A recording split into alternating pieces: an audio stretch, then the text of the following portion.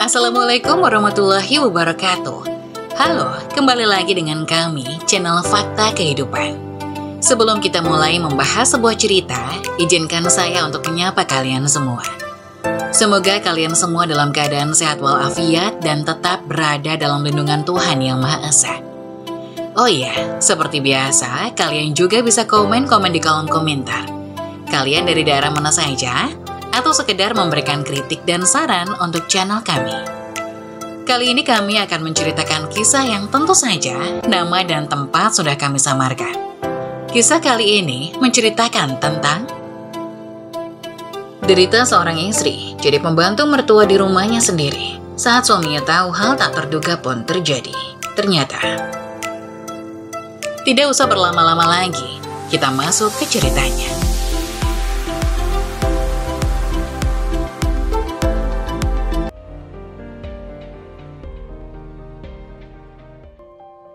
Derita seorang istri jadi pembantu mertua di rumahnya sendiri saat suaminya tahu hal tak terduga pun terjadi. Ternyata, istrimu belum hamil juga, Mas. Mau sampai kapan seperti ini? Ucapan mertua yang disampaikannya dengan nada berbisik seketika menghentikan langkahku. Aku yang barusan pulang kerja melepaskan tanganku dari gagang pintu yang sedikit terbuka. Ucapan salam yang baru saja akan terucap itu pun kuurungkan. Walaupun belum melihat siapa yang berada di dalam, namun aku yakin sekali itu adalah ibu mertuaku. Belum rezeki, Bu. Mudah-mudahan secepatnya, jawab suamiku. Ini udah 7 tahun loh, Angga. Siti anak Budi Romblah udah hamil anak kedua. Padahal kalian nikahnya barengan, ucap sang ibu mertua. Wanita itu menyebut nama wanita yang pernah menjadi masa lalu suamiku dengan ringan. Memang benar, Mas Angga dan aku menikah tanpa berpacaran terlebih dahulu. Dia melamarku setelah ditinggal nikah oleh mantan pacarnya. Kami dijodohkan oleh salah satu teman kami saat kajian bersama. Ibu mertuaku memang pada awalnya menolak keinginan Mas Angga untuk menikahiku. Dia menginginkan calon menantu yang berasal dari daerah yang sama dengan mereka. Gadis desa yang merantau ke kota tanpa sanak saudara sudah pasti tidak termasuk dalam kriterianya. Sabar, Bu, semua ada rezekinya masing-masing. Insya Allah, aku dan Tamara akan diberi kepercayaan di waktu yang tepat, jawab lelaki itu memberi tanggapan. Ibu sudah sangat sabar loh, Mas. 7 tahun ibu menunggu kalian memberikan cucu. Tapi sampai sekarang belum ada juga. Mau sampai kapan ibu disuruh menunggu begini? Jawab ibu mertua tak sabar. Kalau cuma nungguin rahim kosong, ngapain bertahan sampai 7 tahun? Buang-buang waktu saja. Aku yang mendengar dari luar ikut menarik nafas panjang. Begitulah ibu mertuaku. Setiap kali berkunjung ke rumah untuk menjenguk anak laki-lakinya, selalu saja kata itu yang diucapkan tanpa henti. Aku mengusap butiran air bening yang kini membasahi pelupuk mata, lalu menghela nafas dalam-dalam. Mereka tak tahu aku ikut mendengar, seolah senyum terbit dari bibirku seolah tak tahu isi percakapan mereka dari dalam. Assalamualaikum, Mas, aku pulang. Waalaikumsalam, Dek, jawab suamiku. Dia terburu-buru keluar saat mendengar suaraku. Ada ibu. Assalamualaikum, Bu. Udah lama datangnya. Aku menyapa ibu mertua dengan ramah dan juga mencium tangannya. Sudah dari tadi, jawabnya dingin. Walaupun demikian, dia tidak menolak saat aku bergerak menyelami telapak tangannya. Mas, tumben pulang cepat. Sekarang aku beralih ke arah suamiku. Ini masih pukul 1 siang, harusnya dia masih di kantor.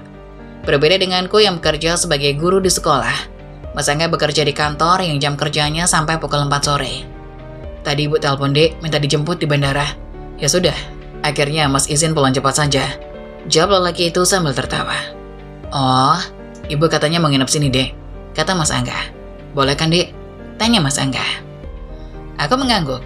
Walaupun ibu tak ramah denganku, dia tetap wanita yang disayangi dan dihormati oleh Mas Angga. Ngapain kamu minta izin ke Tamara segala, Gak?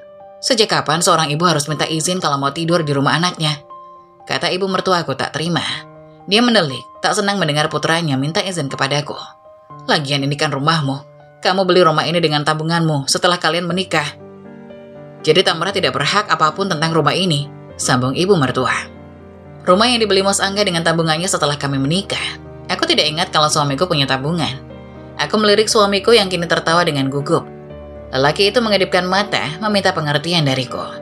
Aku hanya tersenyum tipis, kamu tidak bisa memulai keributan di hadapan mertuaku. Kalau begitu, aku bereskan kamar tamu dulu ya, Mas, biar ibu bisa cepat istirahat, ujarku mengalihkan pembicaraan. Ya sudah, Mas bantuin kamu ya, Dek, jawab suamiku. Dia berdiri dari tempat duduknya dan bersiap melangkah untuk membantuku. Dia baru saja selangkah saat tangannya ditarik oleh ibu mertua. "Mau kemana kamu, Mas? Duduk di sini sama ibu." Jika ibu mertuaku melarangnya. "Cuma beresin kamar doang. Tamara bisa sendiri kali. Kamu di sini aja, ibu masih rindu. Sudah lama kita nggak bertemu kan?" Lanjut ibu mertua. "Maaf, Dek," kata Mas Angga merasa tak enak padaku. "Oh iya, Ra, sekalian koper ibu bawa ke kamar. Nggak usah dibongkar, nanti ibu bisa bongkar sendiri," ujarnya memberi perintah. Wanita dengan helai rambut putih yang beberapa mengintip dari balik jilbabnya itu menunjuk koper berwarna coklat yang letaknya di samping kursi tamu. "Nggak usah minta Mas Angga yang bawa, kopernya pakai roda kok. Nggak berat, lagi pula kamu kan belum hamil, jadi nggak apa-apa keluar tenaga banyak." Sambungnya tetap melontarkan kalimat bernada menyebalkan itu. "Mungkin saja kamu belum hamil itu karena malas gerak. Jangan-jangan kalau berdua saja kamu sering nyuruh-nyuruh Angga buat ngerjain pekerjaan rumahmu, ya kan?" Dia menebak lagi dengan yakin. "Makanya sulit hamil, suamimu itu adalah raja. Dia sudah kerja susah payah di kantor, gak seharusnya di rumah masih diminta ngerjain pekerjaan wanita." "Apa? Suami adalah raja? Apa ibu pikir cuma Mas Angga yang kerja di kantor seharian? Aku pergi pagi, pulang siang dengan wajah lelah, ini panas-panasan, apa namanya? Satu lagi, kopernya bawa ke kamar kalian aja. Ibu mau tidur sama anak lanang ibu yang tampan ini. Nanti kamu saja yang tidur di ruang tamu ya." Kalimat itu membuatku seketika diam bagai batu. Ibu mau tidur sama Mas Angga? Aku mengernyitkan kening tak mengerti. Suamiku bukan anak kecil lagi, dia sudah menikah. Apa maksud ibu ingin tidur dengannya? Apa dia masih menganggap putranya anak kecil yang selalu harus dikeloni? "Apa masalahnya, Ra? Ibu yang melahirkannya. Wajar saja kalau ibu ingin melepas rindu," jawab wanita itu. "Kamu juga rindu sama ibu kan, Gak?" Dia memeluk lengan putranya dengan sikap posesif. "Angga selalu minta tidur sama ibu setiap kali pulang. Masa sudah 7 tahun nikah kamu gak paham juga?" Sambung wanita itu tanpa merasa bersalah. "Mas," aku menatap suamiku yang kini tampak serba salah. "Sudahlah, Dek, mungkin ibu rindu sama Mas. Kita bisa tidur sama-sama dengan ibu beberapa hari ini. Toh ibu juga orang tua kamu kan?" Lelaki itu bertutur kata lembut. Terlihat sekali tak mau menyakiti hati ibunya. Aku hanya bisa menarik nafas panjang. Tidur bersama ibu, aku menggaleng cepat. Bisa-bisa aku mual duluan membayangkan sikapnya yang memperlakukan putranya seperti bayi dewasa. Aku sudah pernah melihatnya dulu. "Ya sudah, terserah kamu kalau gitu," jawabku sekenanya. Tanpa tersenyum, aku menggeret koper milik ibu yang ternyata lumayan berat. "Ibu sama Mas Angga tidur di kamar tamu saja. Aku tidak bisa tidur kalau tidak di ranjangku sendiri," ucapku dengan datar sebelum melanjutkan langkah. Bukannya aku tak menyukai ibu mertua, bukan pula aku tak mau mendekatkan diri kepadanya. Semua itu sudah pernah kulakukan di 1 tahun awal pernikahan kami. Tapi hasilnya sia-sia. Ibu selalu memberi jarak. Tamara bicaranya kasar. Tamara tak paham tata krama keluarga kita. Tamara sama sekali tidak lemah lembut. Tamara tidak bisa mengerti ibu. Masakan Tamara tidak sesuai selera keluarga kita. Itu hanyalah sedikit dari sebagian besar keluhan yang kerap ibu tunjukkan kepadaku. Beruntungnya kami tinggal dan bekerja di kota yang berbeda dengannya. Hal itu membuat hubungan kami yang tidak hangat tak terlalu terlihat. Kami tak perlu sering bertemu dan bersitegang karena perbedaan yang terlalu besar. Saat tiba di kamar tamu, aku meletakkan koper milik ibu mertuaku di sini. Aku tak mau mengalah. Tak akan kubiarkan ranjang pernikahan kami diisi oleh ibu mertua dan Mas Angga. Kalau memang dia mau ngelonin putranya, silakan di kamar tamu saja. Aku yang sejak kecil sudah ditinggal oleh kedua orang tuaku, masih tak bisa mengerti bagaimana bisa ada orang tua yang masih ingin tidur dan bersama putranya yang sudah dewasa dan sudah menikah. "Dek," panggil Mas Angga dari balik pintu kamar tamu yang baru saja terbuka. Rupanya lelaki itu menyusulku ke kamar. "Kamu gak bisa sedikit sabar ngadepin ibu?" Dia bertanya dengan sedikit berbisik. "Jarang-jarang loh ibu jengukin kita ke sini." "Aku kurang sabar apa coba, Mas?" Aku senyum dan menyambut ibu dengan ramah kok. "Iya, tapi waktu bawa koper ke atas tadi kamu terlihat menggerutu. Ibu lihat loh, Mas jadi gak enak sama ibu. Dikiranya kamu gak suka dia nginep di sini." "Siapa bilang aku gak suka? Aku cuma aneh aja karena tiap ibu datang, ketemu Mas, maunya tidur sama Mas. Kamu bukan anak kecil lagi loh, Mas. Kamu udah punya istri, masa gak malu masih dikelonin sama ibu?" "Kamu cemburu sama ibu ya, Dek?" tanya Angga sambil tertawa kecil. "Mas, anak sulung dan anak kesayangan ibu. Kamu tahu sendiri kalau Mas cuma 2 bersaudara. Mas anak sulung dan anak kesayangan ibu. Kamu tahu sendiri kalau Mas cuma 2 bersaudara. Wajar kalau ibu selalu ingin memanjakan Mas." "Aku gak cemburu ya, Mas. Aku cuma aneh aja. Gak cuma sekali, setiap kita mudik ke rumah Mas pun, aku harus tidur sendiri di kamar ibu." Ibu kamu tuh aneh menurutku. Dek, Mas Angga meninggikan suaranya. Raut wajahnya mengeras, tanda tak suka. Dia paling tak senang setiap kali aku menyebut ibunya aneh. Susah Mas jelasin sama kamu, Dek. Mama sama papa kamu sudah meninggal sejak kamu kecil. Mas bisa memaklumi kalau kamu gak ngerti ikatan antara ibu dan anak. Terlebih lagi, kita memang belum punya anak. Tapi Mas tetap gak suka kamu bilang ibu seperti itu. Kata-katanya tegas. Ya sudah kalau Mas anggap ibu benar. Aku juga sudah bilang terserah kan tadi. Mas boleh saja tidur sama ibu, tapi di kamar tamu, tidak di kamar kita. Untuk hal yang satu ini, aku tidak mau mengalah. Aku tidak suka jika ada orang lain masuk ke kamar kita. Itu adalah area pribadi yang menurutku tidak pantas untuk dilihat siapapun tanpa terkecuali. Oh iya Mas, aku baru ingat. Tadi ibu bilang ini rumah kamu. Rumah yang Mas beli pakai tabungan sendiri. Aku menatap suamiku untuk meminta penjelasan. Apa maksudnya itu? Itu Dek. Mas Angga sedikit salah tingkah. Dia menggaruk kepalanya yang tidak gatal sambil celingukan. Mas bilang apa sama ibu? Emang ibu nggak tahu kalau rumah ini aku yang beli dari sebelum kita nikah? Tanyaku minta penjelasan. Jujur saja, waktu itu ibu mertuaku bilang aku tidak berkah atas apapun di rumah ini. Aku tidak menyukainya. Ini adalah rumahku, rumah yang kubeli dari tabungan dan kerja kerasku sejak menjadi guru di salah satu SMA di kota ini. Maaf Dik, Mas bilang ke ibu kalau rumah ini Mas yang beli dari uang Mas sendiri. Jawabnya terbata. Waktu bujangan dulu Mas bilang ke ibu selalu nabung tiap gajian. Kamu tahu sendiri gajian Mas lumayan besar. Tadinya Mas mau jujur kalau ini rumah kamu, tapi waktu pertama kali kemari, ibu langsung kagum dan memuji hasil kerja keras Mas dalam mendapatkan rumah ini. Terang Mas Angga menjelaskan. Mas gak mau ibu kecewa kalau Mas jujur sebenarnya ini rumah kamu. Kamu gak masalah kan, Dek? Lelaki itu menyentuh tanganku dan menggenggamnya dengan lembut. Dia mengangkat wajahku dan mengusap kepalaku perlahan. Kalau kamu gak ikhlas, Mas akan jelasin ke ibu. Bukan gak ikhlas, Mas. Aku gak suka ibu yang terus mengira aku menumpang. Aku kerja keras buat membangun rumah ini. Iya, Mas ngerti sayang. Tapi ibu gak lama di sini. Mas minta tolong sama kamu sabar ngadepin ibu ya. Mas Angga membujuk. Matanya yang tajam, alis mata yang melengkung menatapku dengan penuh harap. Aku tak punya pilihan lain selain mengangguk. Kelembutan dan sikap penuh kasihannya selalu saja membuatku takluk. Aku sangat mencintainya. Cukup satu alasan untukku membuat pilihan untuk mengalah.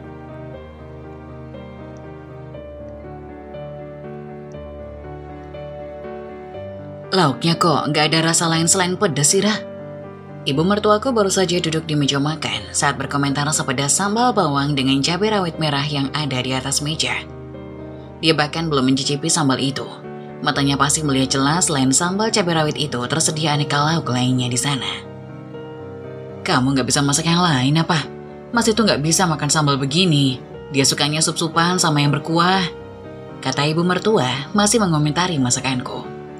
Aku memutar mataku jenuh, senyum tipisku kulempar ke arah Mas Angga. Suamiku tidak suka pedas, aku menggeleng dalam hati. Dia langsung request minta dibuatkan sambal bawang sebagai tambahan selera makan setiap harinya. Mas bosan makan sayur bening dan tempe goreng di rumah, Bu. Lauk di rumah 2 macam itu sudah paling banyak.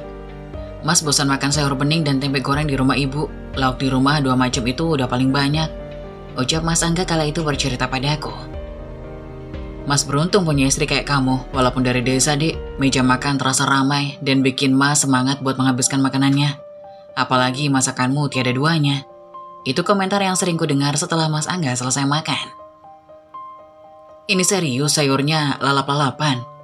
Ayam sambal rica-rica, ikan bakar, tahu sama tempe mendoan doang. Ibu mertua kembali berdecak tak terima. Boros sekali kamu, Rah. Kamu gak kasihan sama suamimu yang kerja keras cari duit? Harusnya kalian itu berhemat biar bisa nabung. Masa mobil Mas gak ganti-ganti setelah menikah? Masih dengan omongan ibu mertua. Tapi aku kan juga kerja, Bu. Jawabku memberi sedikit bantahan. Gaji guru emangnya berapa, Ra? Apalagi kamu cuma guru honor kan? Harusnya sih berhenti aja biar bisa fokus urus suami. Kalau kamu menyibukkan diri gimana bisa hamil coba? Aku kembali melirik suamiku yang sejak tadi hanya diam. Dia selalu saja ragu-ragu untuk berada di pihakku atau ibunya setiap kali ada sedikit tegangan dari kami. Oh ya, ibu mertuaku memang tidak tahu kalau aku bukan guru honor. Dia tidak tahu kalau statusku adalah guru PNS jauh sebelum aku dan Mas Angga menikah. Bukan aku berniat untuk menyembunyikannya selama 7 tahun ini. Wanita yang sangat dihormati oleh suamiku itu sudah mendebak sejak awal kalau aku adalah guru honorer. Selain alasan kami berasal dari suku yang berbeda, status pekerjaanku yang dipandang rendah, dan kedua orang tuaku yang sudah meninggal membuat ibu Mas Angga enggan memberi restu. Kamu cuma guru honor, apa bisa mengimbangi Mas Angga yang kerjanya kantoran? Gaji kalian aja nggak seimbang, kata wanita itu saat pertama kali Mas Angga memperkenalkanku. Karena dia sudah menyimpulkan seperti itu sejak awal, aku juga tidak repot-repot meluruskannya. Mas Angga juga kulihat tidak berusaha untuk menjelaskan kebenaran itu dari ibunya. Mungkin dia juga punya alasan lain kenapa memilih merahasiakannya, aku pun tak tahu. Ya Allah Mas, kasihan sekali kamu. Harus memakan makanan yang tidak kamu sukai. Pasti kamu terpaksa kan? Tebak ibu mertua sambil melihat anaknya yang sedang lahap memakan makanan itu. Makanan Tamara enak kok bu. Mas suka banget, dia pintar sekali masak. Ibu cobain deh pedesnya itu nggak bikin mules. Malah kalau nggak ada sambal, Mas sekarang nggak bisa makan. Jawab Mas Angga sambil tertawa. Wajah ibu mertuaku berubah masam. Terlihat sekali dia tak senang dengan cara putranya memujiku. Aneh kan?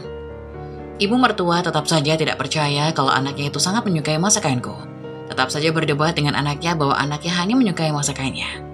Sop ayamnya enak kan bu? Tanyaku mengalihkan pembicaraan. Masih bisa dimakan. Jawabnya enggan memuji. Setelah drama-drama demikian, aku melihat sendiri dia menyendokkan kembali sup itu ke dalam piring nasinya yang tinggal sedikit. Aku baru tahu kalau definisi tak enak itu bisa menghabiskan lebih dari 1 centong nasi di piring. Tak hanya sop saja yang dia makan. Tangannya juga mencopot tempe mendoan dan tahu goreng yang masih terasa hangat di piringnya. Setelah selesai makan, kami pindah ke ruang keluarga. Ada televisi berukuran besar di sana. Televisi yang juga aku beli jauh sebelum aku dan Mas Angga menikah. Sayang sekali, ibu mertua beranggapan bahwa semua benda yang ada di rumah ini milik putranya. Oh ya Mas, kamu ingat Anissa kan? Adik sepupumu yang dulu pernah tinggal di rumah kita. Ibu mertua kembali bertanya. Sejak tadi, dia terus bicara pada putranya tanpa mempedulikan aku. Aku yang merasa tak nyaman akhirnya menyibukkan diri dengan bermain ponsel. Biarlah mereka menghabiskan waktu bersama. Mungkin kerinduan antara ibu dan anak itu memang nyata. Berhubung aku ditinggal ibuku sejak kecil dan belum pernah punya anak, aku tak mengerti tentang ikatan itu. Ingatlah bu, masa nggak ingat sama sepupu sendiri? Dia masih di Jepang kan sekarang? Aku udah lama nggak kontekan sama dia, kata suamiku. Nah, rencananya minggu depan dia bakal pulang ke Jawa. Maka dari itu, ibu ingin dia sementara untuk tinggal di rumah ini sama ibu. Tapi bukannya dia udah punya suami? Tanya suamiku. Dia itu udah cerai karena suaminya selingkuh dengan rekan kerjanya di kantor. Kan kasihan, apalagi lagi hamil. Ya hitung-hitung sambil si Tamara itu latihan jadi ibu hamil. Aku bicarakan ini sama Tamara dulu ya bu. Jawab Mas Angga. Ngapain bicara sama Tamara Mas? Ini kan rumahmu. Kamu kepala keluarganya loh. Tegur ibu mengingatkan Mas Angga. Terlihat sekali dia tidak suka setiap namaku dilibatkan. Biar ibu saja yang bilang sama istrimu. Sepupunya Angga mulai besok akan tinggal di sini. Dia akan tinggal sama ibu di kamar tamu. Tegas ibu mertua dengan gayanya yang songong. Ingat ya, kamu gak boleh ketus sama dia. Anissa sama Angga itu sudah seperti saudara kandung. Jangan malu-maluin. Iya bu, Mas setuju saja kalau Anissa tinggal di sini. Lagian kasihan juga, dia kan lagi hamil. Masa harus tinggal sendirian? Hitung-hitung biar Tamara punya teman di rumah. Jawab Mas Angga pada akhirnya. Aku mengerutkan alis. Mas Angga setuju sepupunya tinggal di rumah kami. Bukannya tadi dia bilang ingin bicarakan dulu denganku. Kenapa sekarang berubah pikiran? Oh ya, ibu juga sudah bilang sama Anissa, besok kamu yang akan jemput dia di bandara. Kamu bisa kan izin lagi? Kasihan kalau Anissa harus naik taksi ke sini. Ibu sudah ngasih alamat rumahmu sama dia. Oh iya bu, bisa. Besok aku izin lagi sama atasanku. Setelah jemput Anissa, baru aku kembali ke kantor lagi. Jawab Mas Angga menanggapi. Gak boleh, aku gak setuju kalau sepupu Mas ikut tinggal di rumah kita. Jawabku. Karena ini tidak bisa dibiarkan. Bisa-bisanya suamiku menganggap diriku hanya patung. Dia langsung setuju pada permintaan ibunya. Padahal dia tahu bahwa aku tidak menyukainya. Apalagi ini kan rumahku. Kamu menolak? Apa kamu tak marah? Ibu gak minta persetujuan dari kamu ya? Jawab ibu. Dia tak suka saat aku angkat bicara. Mas Angga sama wanita itu bukan mahram bu. Mana boleh mereka tinggal serumah? Aku memberi alasan penolakanku. Lebih baik bantu dia cari kontrakan aja mas. Jangan tinggal di sini. Nah kan, ibu bilang juga apa? Istrimu ini posisinya berlebihan, Mas. Ibu geleng-geleng tak percaya. Bukan masalah posesif, tapi dalam agama pun tidak diperbolehkan kalau sepupu berlainan jenis tinggal di satu rumah. Terlalu banyak mudaratnya. Mas Angga kali ini terkejut saat mendengar ucapanku. Dek, kamu curiga sama Mas? Aku sangat bingung bagaimana caranya memberitahu Mas Angga kalau aku takut terjadi fitnah saat ada sepupunya yang tinggal di rumah ini. Apalagi jika ibu pulang nanti. Itu artinya hanya tinggal kami bertiga di rumah ini. Dulu, ibu mertua pernah memberitahu padaku bahwa jadi PNS itu tidak mudah, harus sangat pintar. Kalau enggak ya harus punya orang dalam. Kalau kamu nggak punya salah satunya, seumur hidup pasti tetap jadi honorer. Kata ibu mertuaku saat itu. Aku masih menghargai Mas Angga yang meminta aku untuk menyembunyikan status pekerjaanku. Dia tidak mau kalau ibu tahu gajiku lebih besar daripada gajinya sebagai karyawan kantoran. Aku tersenyum tipis mengingat kalimat ibu yang meremehkan aku. Namun di saat yang bersamaan, dia juga meninggikan putranya, Mas Angga yang punya selera tinggi dan berkelas. Saat ini, mertuaku menerima kartu tanda pengenal yang baru saja aku sodorkan kepadanya. Mata tua itu memindai lekat-lekat tulisan yang ada di kartu tersebut. Raut wajahnya berubah-ubah, campuran antara rasa terkejut dan syok yang datang secara bersamaan. Sekarang ibu tahu kan kalau aku udah PNS, aku diangkat di tahun pertama setelah lulus kuliah. Jelasku kepada ibu mertua. Mas, apa maksudnya ini? Kenapa di sini tertulis Tamara Setiawati, pekerjaannya pegawai negeri sipil? Tanya ibu dengan suara bergetar. Dia menatap putranya dengan pandangan menghujam dan dalam. Kamu bilang Tamara ini cuma honorer. Bu, sebenarnya Tamara belum lama diangkat, dia baru beberapa bulan ini jadi pegawai negeri. Jawab Mas Angga. Aku merasa aneh. Kenapa Mas Angga tidak mau ibu tahu pekerjaanku yang sebenarnya? Aku masih tak menemukan alasan yang tepat untuk dia merahasiakan semuanya dari ibu. Oh, pantas sombong, rupanya baru diangkat. Jadi PNS karena belas kasihan pemerintah ya? Sudahlah Dek, ibu capek. Jangan tambah beban ibu, kata Mas Angga. Aku kembali mengernitkan keningku melihat sikap Mas Angga yang berbeda. Mas aneh deh, kenapa harus bohong sama ibu? Aku udah lama jadi pegawai negeri ya bu. Sebelum nikah sama Mas Angga, aku pun sudah jadi PNS. Apa perlu aku tunjukkan SK pengangkatannya? Tanya aku tak gentar semakin Mas Angga ingin merahasiakannya dari ibu. Semakin kuat pula dorongan dalam diriku untuk memberitahunya. Satu lagi bu, ini rumahku. Aku bisa tunjukkan pada ibu surat rumahnya. Di sana juga ada bukti transaksi jual beli. Aku beli sebelum nikah sama Mas Angga. Pantang bagiku diremehkan seperti ini. Angga, ada apa ini sebenarnya? Kamu bilang ini rumahmu? Ibu mengabaikan penjelasanku. Dia memilih untuk kembali bertanya pada anak lakinya. Gajimu besar, kau bilang selama ini beli rumah ini dari hasil tabungan pekerjamu, Angga. Kenapa Tamara bilang rumah ini dia yang beli? Ibu menuntut penjelasan dari Mas Angga. Lelaki itu terlihat gugup, dia memelototiku. Pandangan matanya terlihat sekali kalau dia marah, karena aku sudah memberitahu ibunya tentang semua kebenaran itu. Maafkan Angga bu, kata Mas Angga dengan suara lirih. Jadi benar, kamu bohong sama ibu. Maafkan Angga bu, Angga salah, kata Mas Angga sambil mengalirkan air mata dari matanya. Dia menangis terisak di bawah tatapan sang ibu. Aku yang ada di sana pun dibuat terkejut olehnya. Kenapa? Kenapa suamiku harus menangis saat semua kebohongannya terungkap? Apa salahnya memberitahu ibu kebenaran tentang pekerjaanku dan status kepemilikan rumah ini? Kasihan sekali anak lelakiku. Cetus ibu. Bukannya marah, dia malah memeluk Mas Angga erat-erat. Jemari tangannya yang keriput kini menepuk pundak Mas Angga dengan lembut. Dia menenangkan anak lelaki kesayangannya itu yang secara mengejutkan bertingkah seperti korban yang terluka. Kasihan sekali kamu nak, kamu pasti tertekan selama ini kan? Istrimu ini, dia pasti sering merendahkanmu karena dia yang punya rumah ini. Lagi-lagi kata-kata yang meluncur dari bibir ibu mertua membuat aku ternganga. Kenapa ibu tetap menyalahkan aku? Tamara sudah zalim sebagai istri, dia sudah menodai harga diri suaminya. Malangnya anak lelakiku, punya istri tak bisa jadi perhiasan bagi suaminya. Oh iya Tamara, walaupun ini rumahmu, tetap ada hak Angga di sini. Dia sebagai suami dan kepala keluarga juga ada hak atas rumah ini, kata ibu mertuaku. Ayo nak, antar ibu ke kamar. Ibu tiba-tiba lelah sekali rasanya.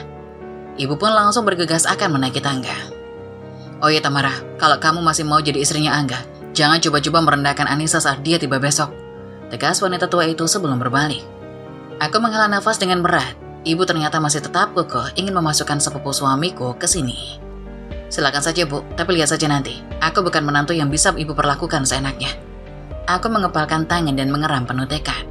Seperti biasa, aku bangun subuh untuk menyiapkan sarapan dan bekal untukku dan Mas Angga ke kantor. Berhubung ibu minta ditemani putra kesayangannya, semalam aku tidur sendiri. Mas Angga bahkan tak datang ke kamar untuk berpamitan lagi.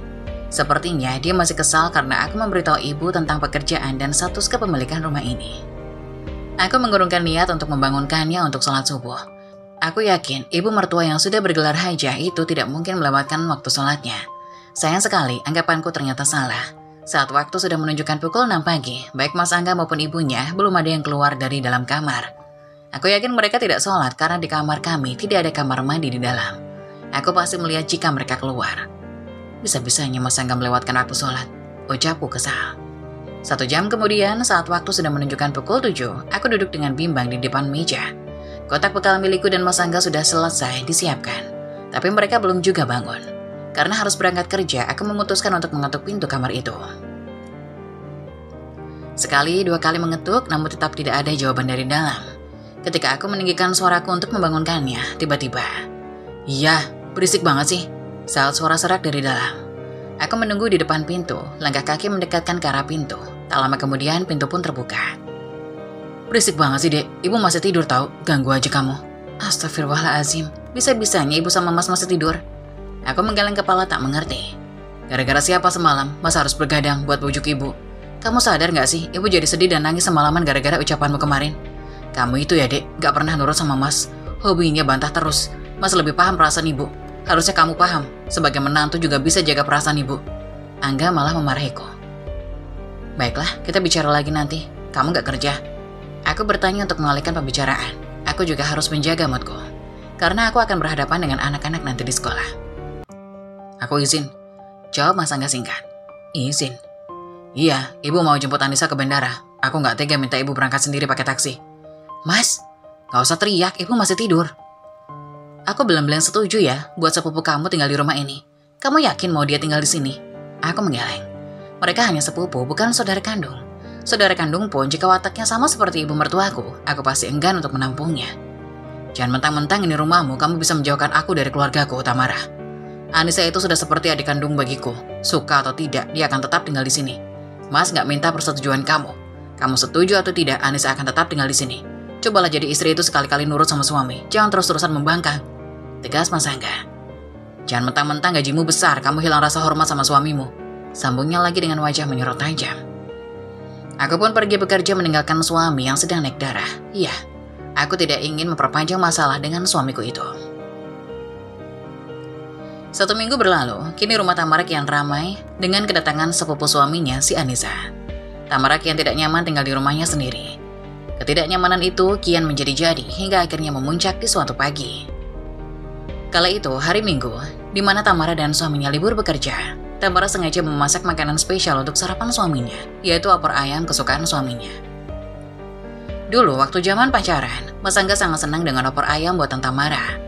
Angga bilang, opor buatan Tamara itu berbeda dengan opor manapun. Tamara berniat semoga lewat masakan ini, hubungannya dengan Angga bisa membaik. Angga lah yang paling awal keluar kamar dan sudah berada di meja makan. "Sayang, kamu udah bangun belum?" kata Tamara lembut kepada suaminya. Dan sapaan Samara pun ditanggapi baik oleh Angga. "Iya nih, kamu masak apa sayang? Pagi-pagi udah harum aja nih, baunya ke seluruh ruangan," kata Angga kepada Tamara. "Iya nih, aku masak opor kesukaan kamu buat kita sarapan. Kamu suka kan sayang?" tanya Tamara. Wangi banget sayang. Tentu saja aku suka opor ayam kesukaanmu." Tak disangka niat Tamara memperbaiki hubungan dengan suaminya berjalan begitu mulus. Hingga saat Tamara dan Angga hendak makan, keluarlah Anissa dan ibunya Angga. Mereka duduk hendak ikut sarapan bersama Tamara dan Angga. "Silakan Bu, Anissa, kita sarapan bareng. Ini Tamara buatin opor ayam yang enak banget, kalian pasti suka," kata Angga menawari ibu dan sepupunya saat sarapan bersama. Tamara pun memberikan piring kosong untuk mereka mengambil masakan. "Aduh Mas Angga, aku gak boleh makan makanan yang mengandung santan," kata Anissa. Seketika Angga dan Tamara pun saling tatap. "Iya, kamu ini gimana Tamara? Kamu kan tahu sepupumu ini lagi hamil besar. Kamu malah masak sarapan yang banyak mengandung santan kayak gini. Kamu ini niat baik kok tanggung-tanggung. Kamu niat gak sih bikinin sarapan?" kata ibunya Angga membela si Anissa. "Maaf ibu, saya lupa kalau di antara kita ada yang lagi hamil dan dilarang makan makanan yang banyak mengandung santan," kata Tamara membela diri. Maaf, makanya hamil, biar tahu dan paham apa aja larangan orang hamil." "Iya Bu, sungguh saya tidak tahu. Jika memang Anissa tidak berkenan dengan sarapan yang saya buat, dia bisa kok bikin sarapan sendiri di dapur. Di lemari es masih ada bahan-bahan makanannya," kata Tamara menawari Anissa untuk bikin sarapan sendiri. "Kamu gila Tamara. Mana bisa Anissa melakukan pekerjaan yang berat? Kamu tega jika ada sesuatu terjadi pada kandungannya," bentak ibu mertua Tamara itu. "Lalu harus bagaimana Bu baiknya?" tanya Tamara kepada ibu mertuanya itu. "Gak mungkin Angga juga yang masak kan? Dan jika ibu yang masak, di mana rasa hormatmu?" "Lalu, maksud ibu, aku juga yang harus buatkan sarapan untuk Anissa?" tanya Tamara. "Ya jelas siapa lagi, pakai nanya segala," kata ibu mertuanya sambil memasang wajah yang sinis kepada menantunya itu. Ibu, sudah cukup, biarkan Anissa memasak makanannya sendiri. Istriku sudah lelah memasak pagi-pagi buta untukku. Lagian kandungan Anissa belum terlalu tua. Tidak masalah bukan kalau hanya bergerak untuk memasak untuk dirinya sendiri, kata Angga membela istrinya Tamara. Tamara pun seakan tak percaya, kini suaminya berani membela martabatnya di depan ibunya sendiri. Angga, apa ibu tidak salah dengar? Kamu membela istrimu sendiri dibanding ibu dan sepupumu, kata ibunya Syah. Aku tidak membela siapapun, aku hanya menengahi masalah siapa yang butuh makan dan siapa yang harus masak. Istriku sudah masak untukku, suaminya, dan Anissa itu bukan kewajibannya. Jadi makan atau tidaknya Anissa bukan tanggung jawab Tamara, Bu, kata Angga sambil melihat ke arah Anissa yang hanya bisa diam saja. Angga, kamu keterlaluan. Kamu selama ini ibu banggakan, sekarang kamu berani melawan perkataan ibumu sendiri, tanya ibu kepada Angga. Ibu yang sudah keterlaluan memperlakukan istriku Tamara. Bukankah ibu tahu rumah ini miliknya dengan hasil uang kerja kerasnya sendiri? Dan gajinya pun jauh lebih besar dibanding aku. Tapi dia masih menghormatiku dan melayaniku dengan baik. Harusnya ibu bersyukur punya menantu seperti Tamara. Bukannya malah memperlakukan dia seperti pembantu di rumah sendiri, kata Angga tegas. Baik jika ibu sudah tidak dianggap di rumah ini. Lebih baik ibu dan Anissa pergi, Angga, kata ibunya mengancam. Sudah Mas Angga, jangan kamu lanjutkan. Biarkan aku aja yang masak untuk Anissa, kata Tamara sambil memegang tangan suaminya itu. Tidak Tamara, kamu sudah cukup menderita atas kesalahanku dan perlakuan ibu. Kini biarkan aku yang melindungimu, kata Angga. Ibu, aku menghormatimu selayaknya anak kepada ibu. Tapi ibu kini sudah kelewat batas. Tanggung jawabku adalah melindungi dan memastikan kebahagiaan istriku. Aku tidak mengusir kalian dari rumah ini. Tapi jika kalian ingin pergi, aku pun tidak akan menahannya, tegas Angga kepada ibunya dan Anissa. Hingga akhirnya dengan penuh emosi yang menggebu-gebu, ibu Angga pun mengemasi pakaiannya dan pergi dari rumah itu bersama Anissa yang sedang hamil. Hubungan keluarga Tamara dan Angga pun mulai berbenah ke arah yang lebih baik. Mereka saling menghargai dan terbuka satu sama lain. Tak lama sejak kejadian itu, ibu Angga menghubungi Angga dan mengaku menyesal atas perbuatannya kepada Tamara. Ia merasa bersalah dan malu kepada menantunya itu. Tamara dan Angga pun sudah memaafkan dan melupakan kejadian yang telah lewat. Mereka juga menawari agar ibu dan Anissa tinggal lagi di rumah Tamara. Namun ibunya menolak. Ia lebih nyaman tinggal di kontrakan yang tiap bulannya Angga lah yang membantu untuk bayar uang sewanya.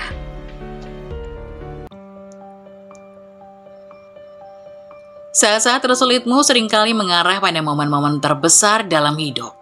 Teruskan, situasi sulit pada akhirnya membangun orang yang kuat. Mengeluh tidak akan pernah bisa memperbaiki keadaan. Bersemangatlah dalam menjalani hidupmu dengan ikhlas dan kesabaran. Begitulah kisah dari salah satu subscriber kita. Semoga kita dapat mengambil hikmah dan nilai-nilai penting yang bisa kita jadikan contoh pada kehidupan kita sehari-hari. Bagi kalian yang ingin memberikan kritik dan saran yang membangun, kalian bisa tuliskan di kolom komentar. Kalian juga bisa membagikan kisah kalian untuk kami bawakan lewat nomor yang ada di kolom deskripsi. Jangan lupa tetap dukung channel kami dengan cara like, komen, dan subscribe, serta tunggu video-video selanjutnya. Sekian dari saya, terima kasih. Wassalamualaikum warahmatullahi wabarakatuh.